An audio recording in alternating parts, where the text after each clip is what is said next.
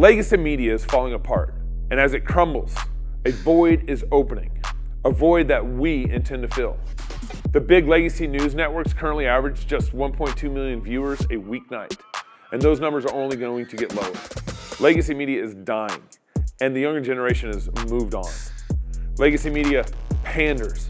Legacy media lies. Legacy media does not know what the truth is, and they don't care about it. Legacy media is a dumpster fire. This is why we few in our wild imaginations have started the Fight Laugh Feast Network. Our goal is to take down the legacy media giant of the last 50 years with our 5 stones. We started in 2016 with our flagship show, Cross Politics. Since those small beginnings, we now air on DirecTV. Our broader podcast network now gets over 4 million downloads a year. And our Fight Laugh Feast pub, which includes TV shows like This America, The Rowdy Christian's Guide, Pastors in Politics, and As the Lord Pleases, with your support, many more to come. Our goal is to become the flagship new media 2.0 network over the next 50 years and take over nightly news, sports, sitcoms, hunting shows, and more, all conveniently stored for you in our Fight Laugh Feast pub. We're already reaching the next generation through our podcast shows on YouTube, X, and our pub, while also tapping into legacy media audiences by airing our shows on TV through DirecTV and Xfinity. We have made a lot of progress with some duct tape and a good bit of intuition and a lot of sweat. And now we need your support more than ever. The TV networks have had such a negative impact on our households, and we're trying, by the grace of God, to put a stop to that. We have the opportunity. We just need the army. Now more than ever, we need you to join our pub to help us reach our goal of 1 million pub supporters in the next 5 years. There's no way around it. Competing with Fox and the Alphabet networks without money is virtually impossible. It's cheap for you to join. And when you do, you're combining your small monthly support with a growing army of like-minded Christians. We have thousands, we need millions. So if you want more of the Alphabet network's misinformation and lies, don't join. But if you want to give us a mere 5 stones, then please join the pub, and together we will take a swing at the head of big media, all the while fighting, laughing, and feasting to the glory of God.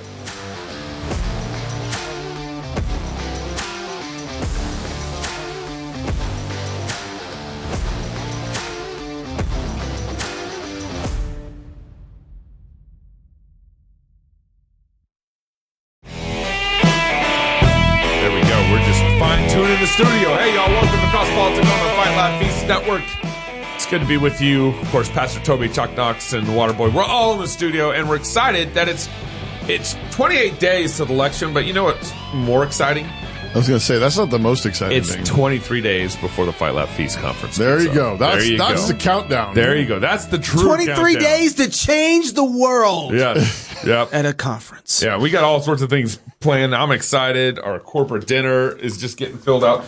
We have, but before I got a couple things I want to give you guys. What? I love gifts. Look as long as they're not bills. Nate's Tilt-A-Whirl. Notes from Tilt-A-Whirl. Hardbound. What? Hardbound. Oh, man. It looks nice. Tilly, my dear Hemlock, this is kind of like a screw tape letters for women. Screw tape letters Oh, this is out. Yeah, it's out. Oh, I've been wanting to read this. Oh, man. That's sweet. Another hardback cover of Death by Living. Death by Living. Oh, my goodness. These are really nice. I know, they are very nice. Oh, the question is... Do I get one? Do we all get all? We all got kind of different books. See, just take what you want. Just take what you want. I didn't get equal. They didn't give me equal stuff. They are not that cheap over there. Come on. I know. I should have been like, I need 3 apiece. You guys have the little kids. You have Crispin's Rainy Day. Crispin's Rainy Day. This is out. Here you go. Hold that up. Stop pouting and hold that up. Crispin's Rainy Day. Of course, Words and Pictures by Forrest Dickinson. So, pretty excited about this. I'm actually, my kids are going to love that. It's all from Canon. All from Canon. Actually, but what's interesting is Nate's got his own label now that he's doing with these hardbound. Oh, NDW. NDW. His own label. Author's Collection. Forward by Joe Rigney. I want to reread this just because of Joe Rigney. Is it signed? That one's accidentally signed. That's Ren. It's to Ren, I think, is that one. One of these for Ren, see the world, really. Yeah. Cheers, Indy Wilson. Somehow that book got picked up Ren, we got your book. on Ren's desk. Maybe we should trade this in for poor Ren. I think Ren does. Yeah. Secondly, Rowdy Christian is going to be our merch is going to be at the conference, and of course the conference shirts are pretty sweet. I don't have mine today. Toby, that's yours. Oh yeah. But these are fun. So many people complain like, what does MACA mean? What does MACA mean? Make America Christian again. And so we put the text on there, and God, I'm excited about this shirt. I got my Moscow Mood shirt on today. That's going to be at the conference and everything. There we go. But now you got a Christian flag with an eagle. Because God loves eagles. Okay. God loves eagles. Yeah. There you go. Yeah, There we go. What's the verse about eagles? Want to fly like an eagle. Is that what? That's not. I was thinking of something from Isaiah, but thanks for playing. God the Father's waiting and looking down the road for all his prodigal sons to return. Will prodigal America return to the Father in repentance, confessing that Jesus Christ is Lord? Hope so. Or will we fall to our own destruction and become a pillar of salt as a memorial for other nations? Join us on Reformation Weekend, October 31st and November 2nd. In Fort Worth, Texas, for the annual Fight, Laugh, Feast Prodigal America Conference. The conference is the annual. This year's theme is Prodigal America. I don't know who writes these things. You'll spend the weekend hearing from George Grant, Dusty Devers, Steve Dace, James White, Doug Wilson. I'll be giving a talk. Of course, there's going to be a live show. What's the live show about, you guys?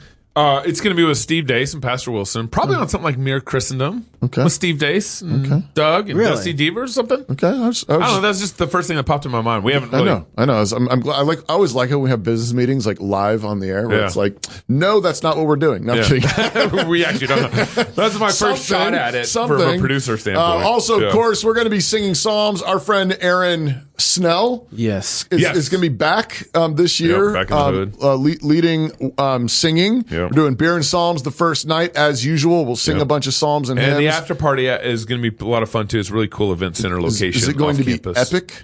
It always. I think that party is it always going to be is. fire? Yes. Is it going to be based? I have a friend there who he became a friend through this process. He's That's how like, it is I to got 4 food trucks. Yeah. Do you guys want to use them? And I was like, Yeah. and pick and, you. And he said, and I'll donate the beer and wine to everybody. Oh my goodness. Yeah. For the after party? For the after party. Does your friend have a name, and how can people say thank you? Yeah, he does have a name, and you'll see his trucks there. Okay. Yeah. Of course, all fellowship between all of the talks. There's a singles mixer. Yep, that's Friday night. Well, prodigalamerica.com. We're in Fort Worth, Texas. Just 23 days. Yeah. So really, if you've been procrastinating, this is kind of the moment now. It's like do or die. Come on, like make your decision, get in. I've seen since we started doing our conference, I've seen other people do single mixers or something like that now. I'm so happy for that. And I'm trying to figure out what took y'all so long? Yeah. I'm so happy that they're doing it. Every Christian conference needs a singles mixer edit somehow in some way. Today's culture shifts like sand, but New St. Andrews College is established on Christ, the immovable rock. The college is a premier institution that forges evangelical leaders who don't fear or hate the world. Guided by God's word, equipped with the genius of classical liberal arts and God-honoring wisdom, with a faculty dedicated to academic rigor and to God's kingdom, New St. Andrews College offers an education that really frees people. Logic and language, hard work and joyful courage, old books and godly professors. New St. Andrews College provides time-tested resources that can equip your student for any vocation. To find out more, visit nsa.edu. That's nsa.edu. My daughter's a freshman this year, and my son's been there this is his 3rd year. And one of the things I particularly love about New St. Andrews that's really still the same, despite the growth of the college, it's a lot bigger than when I went there. Is the number of invitations that students receive to eat meals in their professors' houses. Wow. I hear that a lot. It's a lot more organized because you got to figure out how to fit everybody. Yeah. And it's still relatively tiny college. 350 students or something like this now. But they're still regular. My daughter's like, oh, sorry, I'm at dinner tonight. I'm going to Professor so and so's house, Dr. So and so's house for dinner. You got 2 at NSA right now, don't you? Yeah, I love it. So that's awesome. Really, really, little jealous. Love it. NSA.edu. Check them out. If you guys can think about this past year with this election, and really in the last year, how many iconic moments has Trump been given by the providence of God? One that leads the way. Yeah, easly. One The that's at the fight. Yeah, the very top of the list, easily. Yeah. I think of the fight. There was the what was the other picture? Can't even remember. It's not iconic. Oh man. Yeah, I don't think there's anything there's more a couple. iconic. I think there's just one. A couple. No, it's just one. Man, Everything I can't remember. I asked the question. I can't remember. It can't be iconic if you can't remember a game. But he was. I know. Burned into your memory is iconic. Yeah, but what happened before? Oh, his mugshot. That was pretty. That was pretty top of the list. Iconic. I mean, it got way topped. Way topped. Oh yeah, I'm agreeing Left with you. it in the dust. But this. So he ended up back at Butler. Yeah, back in Butler, Pennsylvania on Saturday, and I mean, this is just brilliant what he did here. Lee, thank you very much, really, and thank you, a very big thank you to Pennsylvania. We love Pennsylvania, and as I was saying, so good. And he turns and looks right. Yeah, looks at his chart. Illegal immigration into the U.S. Oh, I love that. I love that chart. I love that graph. That is like heavy. Beast mode. That's heavy. So good. I mean, the place where you're like, okay, the last time I was here, they tried to kill me. Yeah. Right. And like, as I was saying, that is why they want to get rid of Trump right there. Yeah. He's not going to stop. No. Even though you tried to kill me, even though you might have stole the election from me, I'm coming back and I'm going to interrupt the last thing that you guys tried to do with Kamala and say, as I was saying 4 years ago. Yeah. Yeah, that's what he should do. That's what he's going to do. Yeah. His inaugural address. As I was saying. Yeah. Yes. So Elon Musk also showed up. Trump invited him to show up. I was surprised. His by opening this. comments were fine. He just basically encouraged people. He said it and repeat himself like 4 times, like register to vote, register to vote, register to vote. Yeah. Nothing crazy, but this is Babylon B. Democrats cruelly make fun of autistic African American jumping for joy. They're not wrong. And to be fair, Elon Musk calls him, but he basically thinks he's himself autistic at some level. Whatever. And he's from Africa. He's African American. Yeah. It was funny. I was with Peter Hammond one time. We were picking him up for a show at Wretched, and he got in the vehicle, and he's like, this is interesting. There's only real one African American in the vehicle. It was him. It was him. Yeah.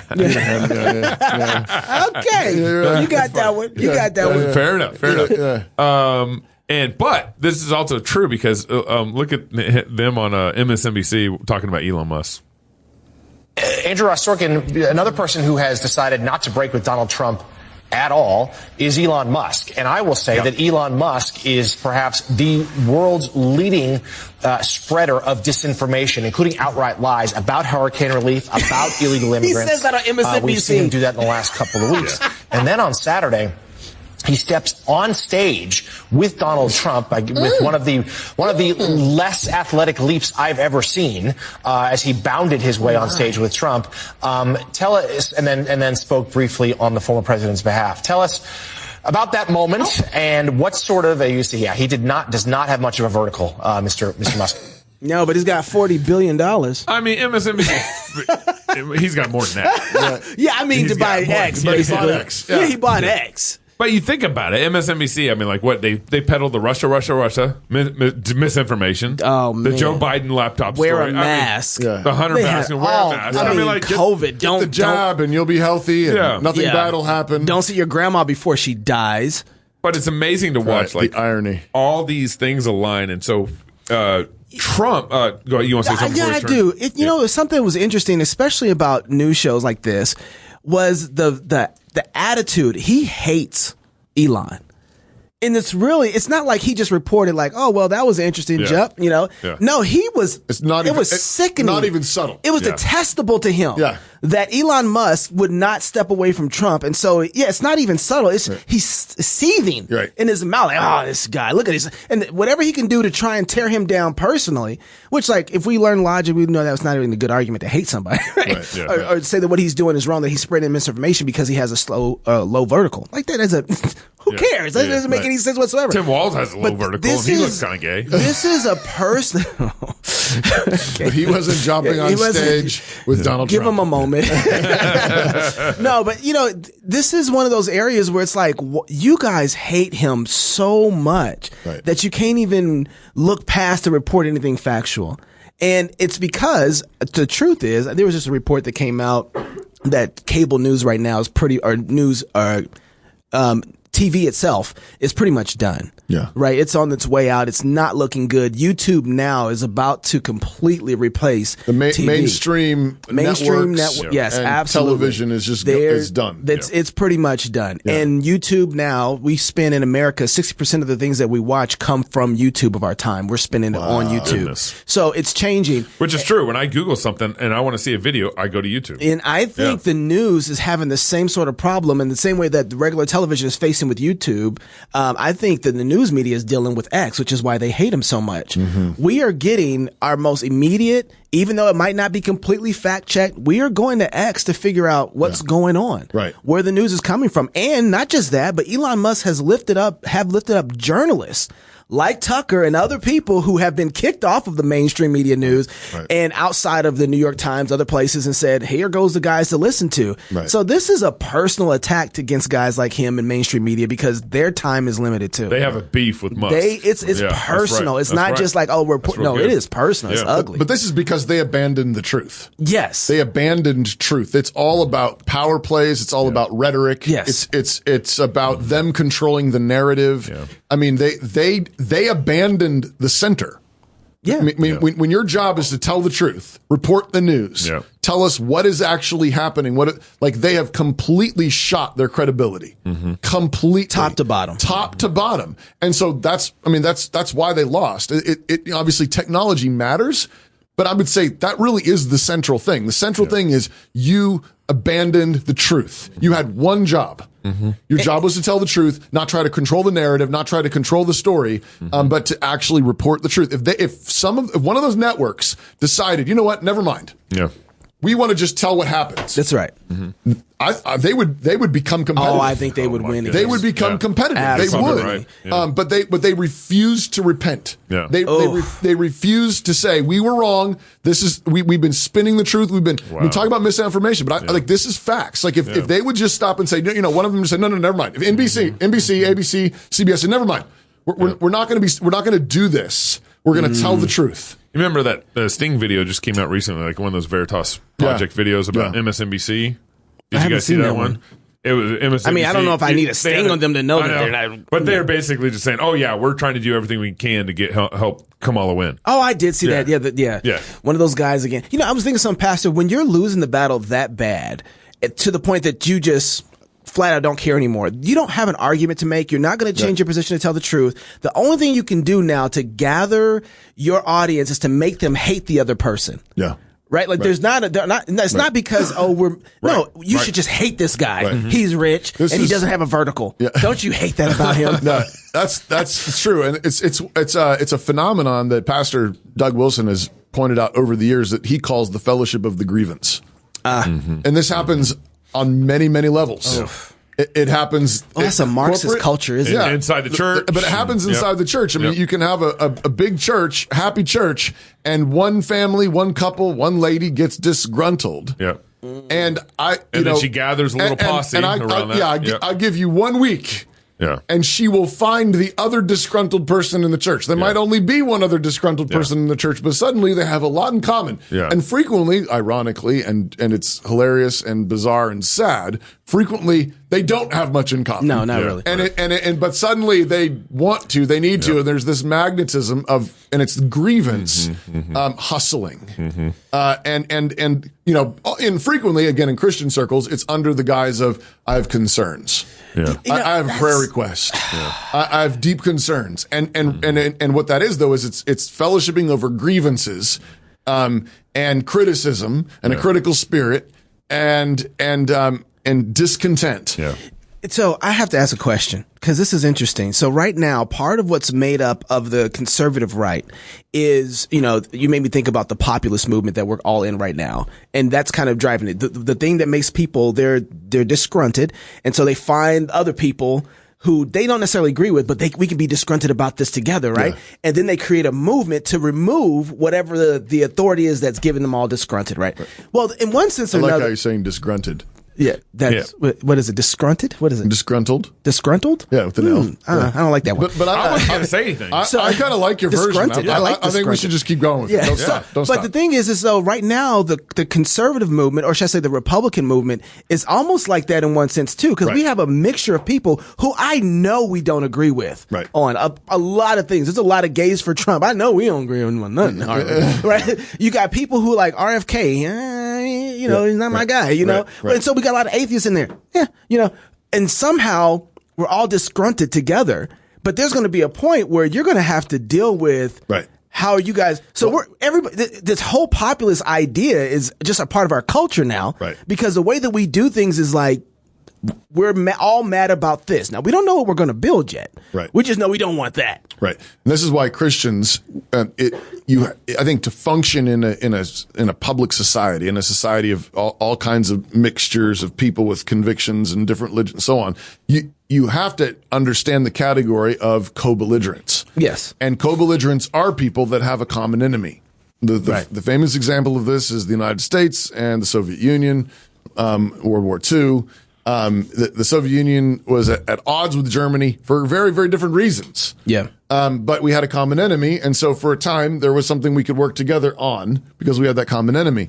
But I think it's really, really important for Christians then not to be motivated primarily by being disgruntled. Can't be your lead. It can't be grievances that drive you. I think this is a Chesterton quote, but I think he says something like the Christian warrior fights primarily not because of what he hates, but because of what he loves. Yeah.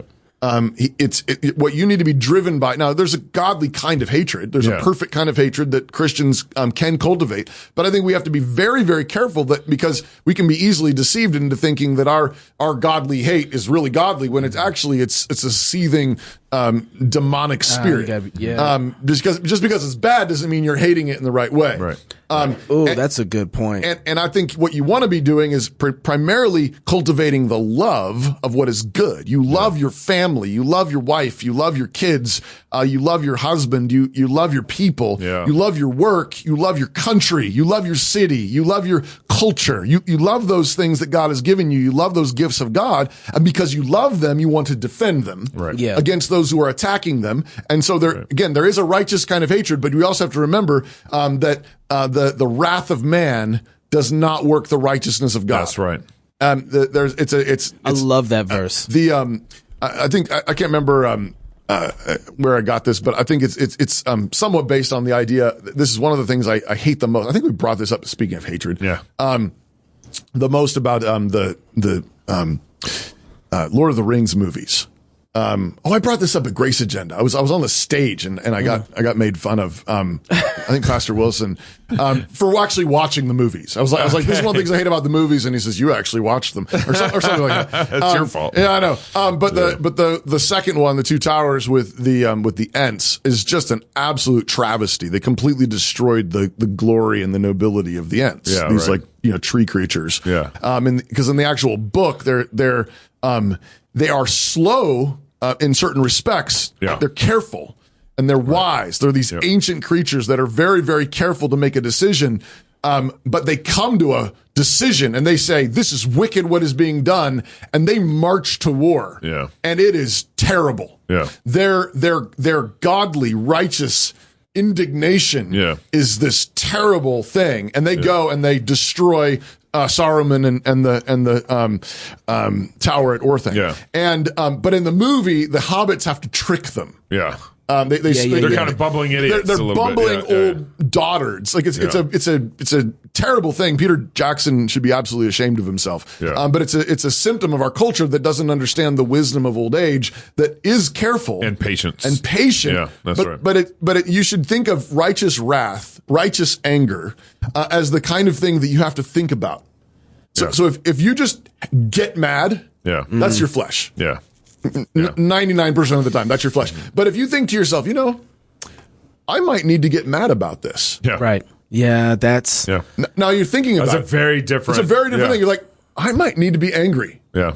And you think about that and you pray about that and you're considering that and you think, you know what? No, this really isn't an absolute outrageous evil that's coming against us. I am going to have to be angry about that. And now you're governing your emotions. Your emotions are not governing you, and you can act in a decisive way. But back to your point, we are not to join the fellowship of the grievance. Yeah. Right. Our fellowship is in the light. Right. Our fellowship is in gratitude. We have to keep that in mind. Our fellowship is in grace. Right. Even if some people come alongside us and are shooting at the same enemies, we can be thankful that God uses some of those bad guys to help shoot other bad guys.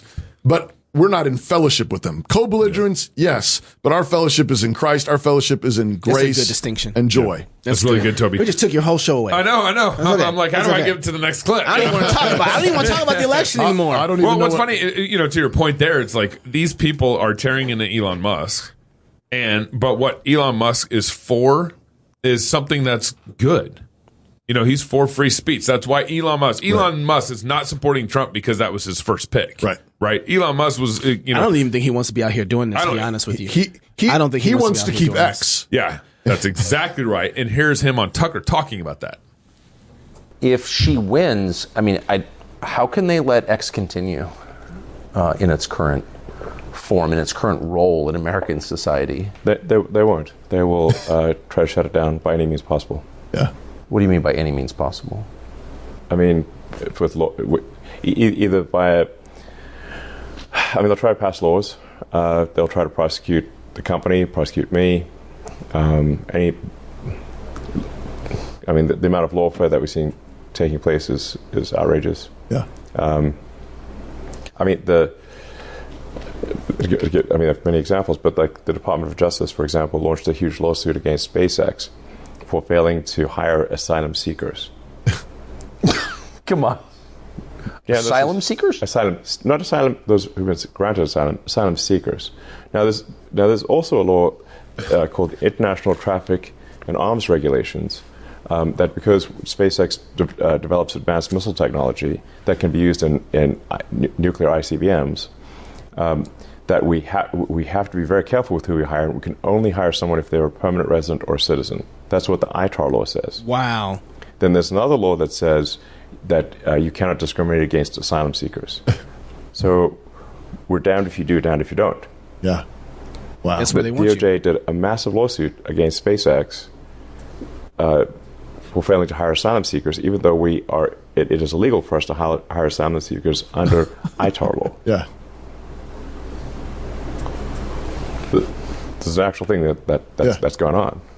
And they can only do a fairly small number of lawsuits every year. So why did they pick this one? Because you X. Yeah. Lawfare. Yeah. Wow. So there's a lot there. First of all, I just want to point out, notice he's wearing cowboy boots. Yeah. I just want to say, the boy got to Texas and he knows how to curb stomp. He want to curb stomp a few folks. The other thing is, he just showed you why he's doing this on X, right? But where else are you going to hear that conversation? Right. Do you think the guys who just laughed at his vertical on MSNBC are going to have this conversation with him at all? And he knows that. So they're going to lie to you and say Russia, Russia, Russia. The guy who's a billionaire, who knows how much money he has, all this money. Do you think he wants to get engaged in a war, in political war, and put a target on his back that limits his reach to actually make profit? No millionaire wants to do that unless what they're doing is completely under threat. And the other side is not giving him a chance to be heard. And so I don't even think he wanted to buy X. I think he wanted to build his own thing. The opportunity came up and he's like, well, this is my only way to get in here. It's already a platform that's engaged. He forced the issue. And so, I think he saw the writing on the wall and he got involved, right? They had to sell him X because he proposed such a great price for X, and you have to do what's best for your shareholders. That's the SEC thing. Yeah, I think he was in. There was. I think what's his name? Dorsey. I think he was Jack all Dorsey. involved. Yeah, that's there. Yeah, I think there's a lot more going on there. But he might have been feeding them some tips because he's going to get some change too. Yes. But I think it's just striking to note that he's just said if Kamala gets elected, he says I'm pretty sure X is gone. Well, how many? Multiple examples in the last couple of weeks. Yeah. Where the liberals have been talking about trying to limit free speech. That clip John said, Kerry. Yeah. Remember John Kerry? He was at the World Economic Forum talking about it. And then here's Hillary Clinton. But if the platforms, whether it's Facebook or Twitter X or Instagram or TikTok, whatever they are, if they don't moderate and monitor the content, we lose total control. And it's not just the social and psychological effects, it's real harm. Yeah. It's real harm. It's real harm. Who's the we? And we lose control. Yeah, who's the we? Yeah, the government. Like, you're not supposed to have control of the press. Well, and then if they monitor and regulate Twitter, social media, X, all this stuff, what's going to keep them from not monitoring your phone calls? Oh, they get Apple too. Yeah. That's the whole thing. They get everybody. Yeah. Misinformation. Yeah. Right. I'm talking to Toby. I'm talking to my pastor on the phone. Right. What's wrong with them for monitoring that? Right. Oh, absolutely. No, it's. You know, it's funny. I'm sorry, as you're thinking about this, they're the guys over here saying Donald Trump wants to monitor your pregnancy. Right. Yeah. Yeah. Like, Donald Trump, if you get pregnant, he's going to want to know. Yeah. And then here they are saying we're going to lose total control. Right. If they actually have the freedom of speech on a social media platform. Right. Who's doing the... Right. I mean, every time I try and give these people the benefit of the doubt. No. When people say, hey, these guys are doing what they accuse you of doing, they're doing themselves. Right. And I always hold back and be like, you know, I just... Yeah. But every time they prove that that's been right. Right. No, yeah, I'm sure there's piles of progressive just bots. People who are just going along with the narrative. Yeah. But everybody, like the media, and the they're bots. Well, yeah, but I mean the people that are actually leading, whoever Kamala's handlers are.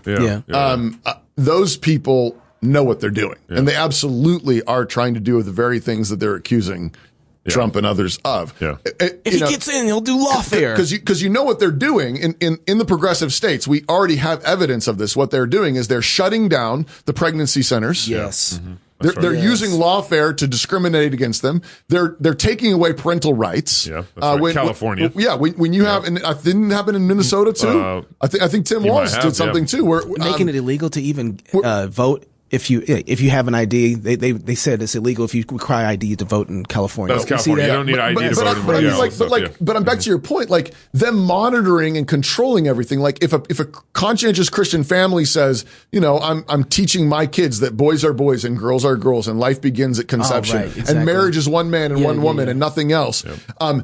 You better believe that their end goal is to come in, invade your privacy, invade your family, invade your churches, and tell you that is misinformation and that is a threat to the health and safety of society. Okay, so the scare tactics that they're using for these laws that are preventing the murder of the unborn. Yeah, we played the ad the other day at the abortion show with the police officer that comes up to the door of the car, where are you going? And his dad is taking his daughter across state lines to get an abortion and ask them to get out of the car and arrest them and all this. It's like, that's, first of all, there's no pro-life law that's actually doing that. But in the fact of the matter is there is a life that they are conspiring to murder, to kill in that story. Right. And that, but they're trying to use scare. But on the flip side, if a Christian family in Minnesota or California has a little boy and he's, somebody around him has tried to convince him to become a girl, and Christian parents say, you know what, I think it's time to move. Yeah. Yep. And what the left actually wants to do is arrest them at the border, stop them at the border, and say, we heard that you're trying to take your son out of the state because you're not letting him transition. Yeah. That is totally what they're doing. They're doing that. Even in Montana, the parents got their kids taken away from them. Yeah, it's already happening in some situations where the social services and CPS are getting weaponized to do this. Well, and this is, my basic argument for voting for Trump is over actually this First Amendment issue. Yeah. He's awful on abortion. Him and J.D. Vance's rhetoric's been pathetic, and not good. But if the church can have more room under this administration, a Trump administration, to live, breathe, and work and preach the gospel and build community, versus a Kamala administration, which we all know she's going to limit free speech, she's going to go after Christian families who don't transition, like you said, that kind of thing. I'm going to go vote for Trump. Right. It's just going to give the church more access and more freedom. Right. It's not complicated. Right. You know? Right. And I also think at the same, if I was in China, I would if I could vote for to free the church's voice in China. No, I'll do it. I think it's a good argument. And if somebody is for some reason just says, "No, I just can't go along with it," fine, don't. You may not vote for Kamala. Yeah, right. You may not vote for her and that regime. And I don't mind giving people freedom. Like, okay, but if you don't want to vote for him, fine. Yeah. But I think it's a pretty strong argument to say, look, he will give us more time, more space, more protection, more freedom to continue to work as the church, preach the gospel. He'll let us exist. Yeah. That's right. And do I wish we had a better candidate? Sure. Yeah. But this is what we have. Yeah. So we're 28 days from the election, and now we're entering into like our second hurricane outside of hurricane season. Right. Basically, hurricane season is supposed to end in October. And it, we're here. And now this next hurricane, it's Hurricane Milton. Yep. Milton is barreling through. This is actually an updated chart from, today. Within hours of our recording here, of streaming live the show. Okay. And you can see kind of so it hasn't hit land yet. Not yet. My buddy Jason Storms, I just showed you the video before. He was streaming live, and it wasn't windy yet, and he's in Orlando. So they're saying Thursday at 2 a.m., so tomorrow night. Wow, so today's Tuesday, Wednesday, so they're saying another day, another 36 hours or so before landfall. Yeah. Our Founders folks is out there, right, next to some of this. Well, you saw the bottom of the storm is going through Fort Myers, which is where Tom Cape Coral is at, and all stuff. Wow. So it's 165 miles an hour right now. It's supposed to die down as it gets closer to but Category 5. Yep. And it's going to send a bunch of rain up north again. Likely. Well, likely. you see, it's peeling off this way, so it doesn't look like it's necessarily going to go up north like the last one did. But North Carolina's probably still going to get rain. Is Joe Biden drunkenly handling the storm machine again? I'm just wondering what's going on here. Have you seen all the conspiracies? Hey, I don't know if they're all conspiracies. Look, I have a friend who is an investor and a board member and a consultant in a company that creates rain clouds. Enough said. I mean, it's a little they've been creating rain clouds since 1997 and before then. They've been doing it for a long time. And before then. Yeah. And I still didn't believe it. 67 they were doing it. And I remember hearing about the rain cloud thing. They ain't making wind clouds. They doing something. They messing up something. Toby, where's my foil? I need to put my foil. There was a video going around of this airplane coming in, circling around, going back out of right where the hurricane started the day before. Coincidence? He's just reporting the facts. He's not putting one and one together to make two. He's just reporting the facts. This is one, and this is one over here. And how many times has he done that? On many days, many months. Hey, I'm gonna tell you, Kanye West said that what was it, George Bush, that he the one that started the Katrina thing too. So I'm just saying, they've been doing this for a long time. By the way, I actually don't have a problem with us learning how. No, God said take dominion. Govern the weather. Yeah, 100%. I have a problem with certain folks having access to it that ain't been disciplined by the word. No, I think we're called to take dominion of the weather. Yeah, they already. I really do. The bad people already have access to lots of things that they really shouldn't have never gotten access to. That's true. Diddy parties and all that. So that wasn't the first thing that came to my mind, but thank you for sharing. Epstein's Island shouldn't have had that either. Islands are good, but not Epstein's Island.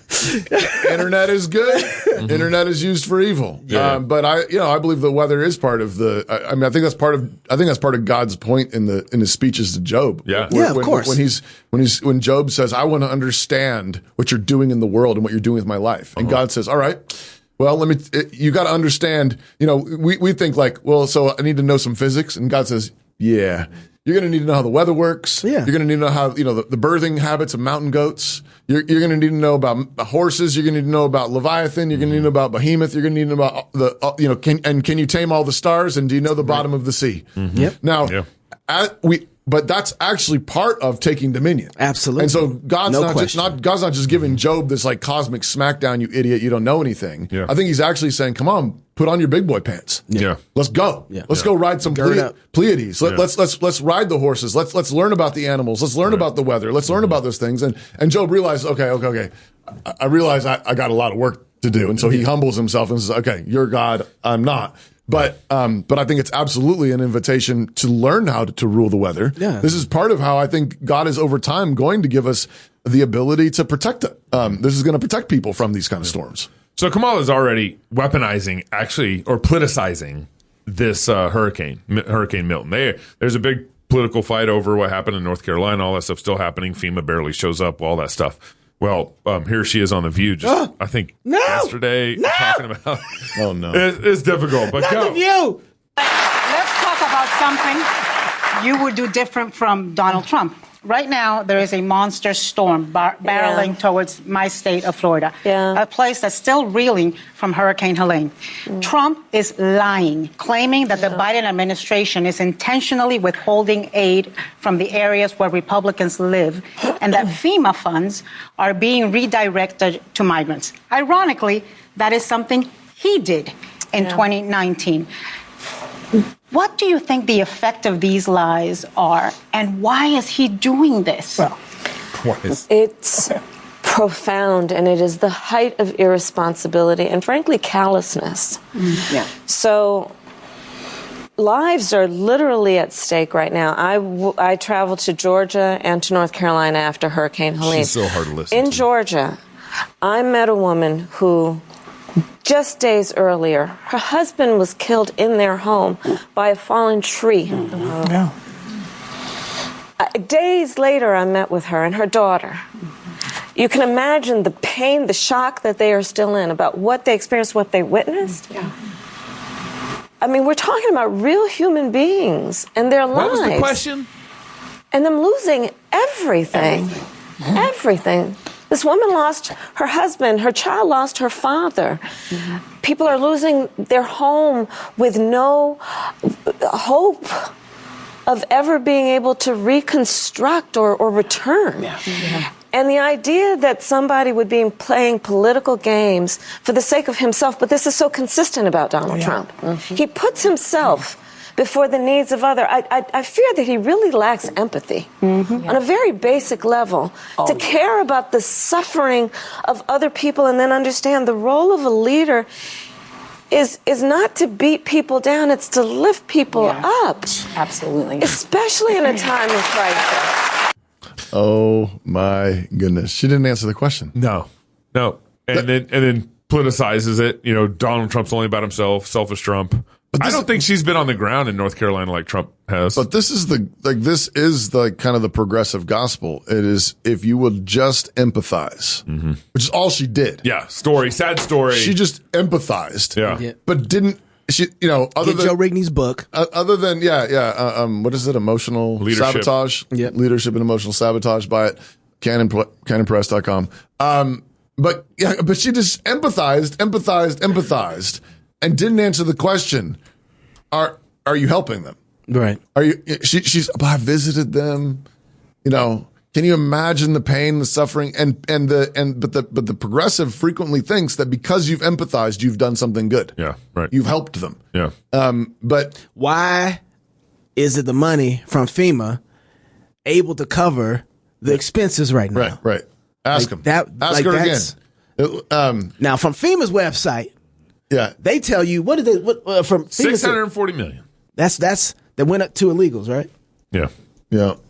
$640 million. This is their own reporting from the website. We screenshotted this. So they're saying, well, this is not true. Is it still up there, or is it gone? It's still up there. This is still. You got that today, right? They checked it again. It's still there. It's still there on FEMA's website about how they've been spending money. Yeah. Right. Now, I'm just so sick of the politicization. Did I say that right? I don't think so. I don't know. I'm just saying words. I know what you're saying. I'm sick of it. Everything in the world. I don't care if someone stubs their toe at any point in their life. It can be used as a political bat to beat people over. Why do we have corners so sharp? In this if I'm elected, that I'm going to make sure we have rounded corners on every building in the world that I have access to. My predecessor, he's the one that did all the shop corners. He did. Under his administration, shop corners ran rampant in our culture. I will fix it. And the problem isn't that everything is politicized right now. The problem is that we are the kind of people that have to have a politicized world because we are so paternal, right? We need a government that sympathizes with us in that way. Oh, the corners were so sharp. Well, and this has been right. And so then the way that they get elected to get the power is like, oh, I'll take care of your big toe. Right. I'll take care of your corners. You'll never have to deal with corners again. And so all of this, even from both sides, however it's being used, is to give them more power to do what? Manipulate you. Yeah. To try and make sure that you don't have to deal. No, some of these, right. It's so politicized because we're the kind of people that produce that kind of environment that it has to be politicized. But this is what's gotten me in trouble about the hurricanes is because I've been arguing that the local community should be helping the local community. Right. That the state should be helping states. I agree. And that we've focused everything at the federal level. We've given all the money to the feds. We've created FEMA, and we expect them to come in and help in our natural disasters. But do they got our money? What? But I agree with you. They got our money. I'm hold your position but totally. The reason why this is so politicized is because of the infrastructure that we've created at the federal government level. Granted. That's why it's politicized. Right. But it all goes back to what Knox is saying, though. It's people. I think it's actually the fellowship of the grievance again. Yeah. It's this victim mentality that says, I've been mistreated. It's unfair. And sometimes, of course, you have terrible things that have actually happened. You actually have been mistreated. You actually have had a hurricane destroy your house. But then what do you do with that? Do you just complain, or do you take responsibility for yourself? Do you reach out to those that are nearby? And again, it's not being callous, but if all you're doing is empathizing, that isn't helping either. Yeah. Or to use it to gather more power. That's what they're doing. Right. She is on The View to try and get votes. Right. That's the whole point of it. Yeah. And if you let me, I'll make sure that you'll never have to do. But it was on. Is she not the person who's the vice president right now? Right now. Yeah. Forget about Trump. Did you guys see the interview? They're bimbos of the round table on The View. Did you guys see the 60 Minutes thing? Yeah. We have some clips from that. Do you? Yeah. I saw one of the clips where the guy actually pressed her a bit. Was it on immigration? I think it was we don't have that clip, but yeah. Why do you don't have that clip? That was the one clip that Pastor Toby won. The one that he pressed 3 times. Yeah. Where she won't answer the question and he presses again. He says, but it's actually increased. And she says, well, I'm from a middle class family. I don't even know what she said. I don't even know what she said. No, she did do something like that. Yeah, 3 times in a row. Well, I went and visited some. No, you didn't answer the question. Yeah. I thought that they did a really good job of trying to hold her feet. I think the interviewer on 60 Minutes did a really good job interviewing her. That one clip that I saw that you guys don't have, I thought it was really good. Anyways, I'm going to read this. Want to start reading the Puritans, but don't know where to begin. Ooh. Puritan treasures for today from Reformation Heritage Books makes the riches of these godly writers of old accessible for the modern reader. With updated language and helpful introductions, these classic works from John Owen, Jeremiah Burroughs, and more are the perfect starting point for the curious reader. Learn more about the Puritan treasures for today at heritagebooks.org/Puritan treasures. That's heritagebooks.org/Puritan treasures and use coupon code FLF for 10% off your order. That's heritagebooks.org/Puritan treasures, coupon code FLF. And really, you need to read the Puritans. Oh my goodness. Please. You really, if you're not, I try to have one Puritan classic of some sort going at the same time I've had everything else going. So I usually have, 4 or 5, 6 books at one time, and I'm trying to work my way through a Puritan book. And remember, the Puritans are writing during the English Civil War. Yeah. The Puritans are writing during a whole bunch of the magisterial Reformation. It's got this sort of pastoral, deeply pastoral angles, but also with political awareness and sensibilities. So always have yourself a Puritan by your side book going. heritagebooks.org/Puritan treasures. So I was actually surprised at kind of Joe Biden's response about how DeSantis is handling the hurricane. The governor of Florida has been cooperative. He said he's gotten all that he needs. I talked to him again yesterday, and I said, I said, no, you're doing a great job. It's all being done well. We thank you for it. and I literally gave my personal phone number to call. You know, moments of crisis, if nothing else, should really be the moment that anyone who calls themselves a leader says they're going to put politics aside and put the people first.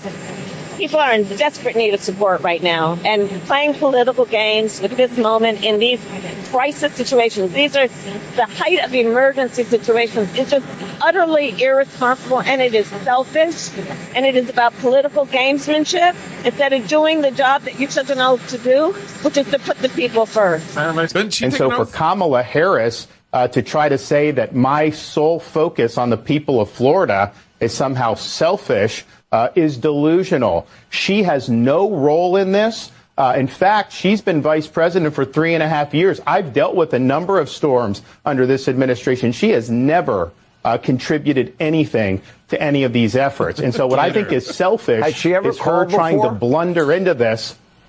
No. And here's the thing. She has no role. No, she has no role in this process. I'm in contact with the president of the United States. She's got no role here whatsoever. She's been there for 3.5 years. I mean, but that's true. I mean, if you can't handle the border, I don't know why I'd be calling you. Well, and what is the vice president's role in a national disaster in Florida? Attention. I don't think they have any authority, you know? Yeah, right. It's so weird. I think you can see the difference between somebody who's not running for president versus somebody who is, between Biden and Kamala, right? Yeah, right. Biden's like, hey, he's doing great. He's doing a great job. Yeah, he's doing good, man. He's doing great in South Dakota to take care of the hurricane. So here's Senator Tom Cotton kind of getting into the politics of it because they've been kind of arguing over funding and all this stuff, who's doing what. I thought this was actually helpful clarification from Senator Tom Cotton. My broader question to you, I think, is about this misinformation. Do you think this is a time to put falsehoods aside, like the idea that FEMA funds are being redirected to migrants, which is just not true? Well, it is true that FEMA and the Department of Homeland Security have been spending billions of dollars on migrants. I understand some people say they're separate funds, but we just passed a short-term spending bill. It's very common for the administration to come and ask for permission to move money between funds, especially to prepare for emergencies.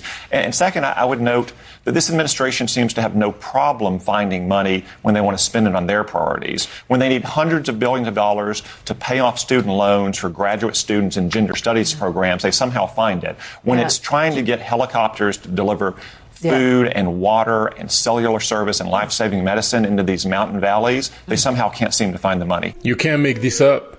Just can't.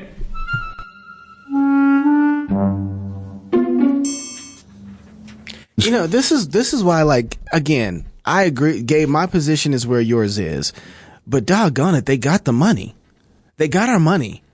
Like, at least before the session ended, I believe Mike Johnson made sure they reserved $20 billion for this disastrous funds for FEMA and whoever else, I believe. Hurricane relief, whatever. All kinds of, I think whatever disastrous funds they needed was available. So there's money somewhere there. And this is what's really interesting about Cotton. He's like, when it came to the college educations and we're going to make sure that you guys don't have to pay for it, we'll figure it out. That's what Biden said. We'll just figure it out. Now, all of a sudden, these are for whatever it's worth. These states have been paying into this fund. The money has been coming from its citizens. The federal government does have it. Regardless of the reform that I want to see, this should not be an issue whatsoever. And we shouldn't have a problem with people from FEMA stopping other folks from helping when they can't themselves provide the help that's needed. Right. And so it just doesn't. And what a lot of people are also up in arms about is that you have. That's not a political statement, by the way. No. But what you have is this massive illegal immigration problem happening, and the current administration has not stopped the border, not guarded the border, not created a situation where we have some kind of orderly process of lawful immigration. And so with these millions of illegals pouring into the country, and the funds that are supposedly allocated to those citizens and people who live here who paid into the taxes. That's my problem. Again, grant the point. Structurally, I don't like that particular structure. Yes, but the thing that everybody's up in arms about is the fact that the millions and was it billions? I can't remember how it was being spent. It's supposedly $1 billion. 640 million, and then there's possibly another 300 or 400 million being spent though on illegal immigrants to be, sent around the country. I mean, those aren't for plane tickets back to wherever they came from. Right. No. They're giving them, money to stay here. Credit cards and apartment complexes and hotel stays and so on so they can find a place here. Meanwhile, the people that live here and pay into the taxes, what they got is Kamala's empathy. Yeah. And it doesn't matter to me if it's nefarious or accidental. It shouldn't be. Period. Yeah. Like I'm not even willing to have that. And it's probably both. Yeah. And so it's probably both. One of the things we were talking about voting earlier. This is DEI, by the way. Yeah. All over the place. Well, you remember FEMA's number one goal. I know. I'm just saying, but that they're doing it. Like their number one priority is DEI, which is what they're doing in practice. Like they're actually prioritizing illegal immigrants while kicking the American citizens under the bus. I mean that is DEI in practice. That's exactly right. Right. And they're deciding who's more. They're changing the moral structure from God's standard to their own. Yeah, they're saying that they're treating these illegal immigrants as victims because but as actually, as Kamala said, like these are real people. These are the people that actually paid in to the taxes, the ones you swore to protect. You're not actually helping them. You're sending all the money elsewhere. As it relates to voting, one of the biggest problem I'm starting to see more and more is that, especially on big election, like national election, right? One thing that people do is that they come out for the president, but then if they don't have an enjoyment for the president, they might not like him. They don't come out and vote then on the local level. Like they just say, I'm out, right? They just quit. And I'm thinking, with things like this, where the federal government is failing its citizens and the agreements that they agreed to with FEMA and other federal funding things around, with them failing, I don't think you have a choice but to make sure that you are intact and voting the right people in your local environment to protect you and to build up funds, or to deny funds to FEMA, since we're going to have to start protecting ourselves and saying, hey, we're going to take care of our own people, so we're going to stop sending whatever money it is that we send to FEMA. Like, you have to make sure now on the local level, I was reading this thing, Christians don't want to go out and vote. A lot of evangelical Christians, like less than half, aren't feeling like voting. Yeah. And it's like, you have local responsibilities still, civil local responsibilities that you need to be voting for, even if you don't want to vote for Trump. Because at the end of the day, vote for your representative. Vote for your senator. Vote for your state representatives. Vote for your state senators. Vote for your attorney generals. Vote for whatever you got. Or your city council, your judges, your sheriff. They can't steal all the elections. Right. Right. Let's say they take the federal again. Like, all right, we got the. But if you have your local, now you have a better chance to fight and more time to build. And by the way, since we're talking about the populist movement and tearing down things, but if we're talking about building up, the best way to build up is going to be on your local level, because if something happens at the federal level with Trump that we don't like, we want to make sure we have the right kind of men in place. They're going to say, no, we're not doing that here. Right. Right. And that's what we learned in COVID. Oh, absolutely. I mean, that's at least what we should have learned in COVID. when some of us learned. And remember, I do think that COVID was the first run. Yeah. COVID was the first run. And I think the next runs are going to be environmental and sexual. Yeah. I mean, I think those are in play right now. Amendment, again, free speech. Right. But I think it's going to be along those lines where it's like, you're preaching against homosexuality. Yeah. You're raising your kids in a Christian school. You're not, whatever. You've got a gas stove in your house, and it's you don't have a gas car. You're using fossil fuels, whatever. Mm-hmm. And I think, again, back to what we said before, the very things they're accusing Trump and conservatives of are the things that they're actually doing already. Yep. In smaller ways, and you better have a sheriff who's got your back. That's right. Yeah. I mean, when the lawfare comes, we've already talked about this. We've got our friends, Paul Vaughn and others, who were in Tennessee. Yep. Who had the FBI raid their house. Yep. A year and a half, 18 months after a peaceful protest outside of an abortion clinic. It was inside. Yeah. But like, he wasn't even doing anything illegal. No. That lawfare that Elon's talking about, the weaponizing of the DOJ, it's already happening. Yeah. It's already happening. And when the FBI raided him, he had no recourse. Yeah, right. But it should have been lesser magistrates standing up for him. That's exactly right. It should have been sheriffs standing up for him. It should have been city council, should have been chief of police, it should have been local representatives and law enforcement standing up and saying, no, you cannot do this. Yeah. You cannot treat our citizen this way. And that's how America was actually founded. It was founded to be a federal republic, which meant that it's not a top-down hierarchy. Right. It's drifted into that. Right. But it was intended to have these different circles of authority, and it was intended to be a very localistic government, with local governments protecting their people, where you knew each other and there were personal relationships, and you could call your sheriff, you could call your chief of police, you could call your mayor, you could call your representative and say, hey, Fred. Yeah. The FBI is here. Yeah. But if you don't think we're there, you didn't pay attention in 2020. Yeah. When when they want to shut down your church, when they want to shut down your school, when they want to shut down your business, when they want to make you take some medicine that you don't want to take. Yep. You want to be building that local community now. Build it now.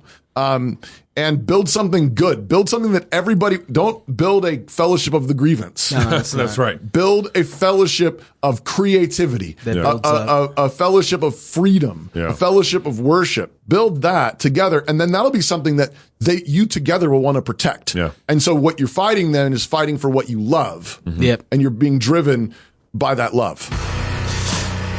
Yes. If you're single, get married. If you're married, have you some kids. And if you have kids, go baptize them. Until tomorrow, love God with all your heart, soul, mind, and strength. Love your neighbor as yourself.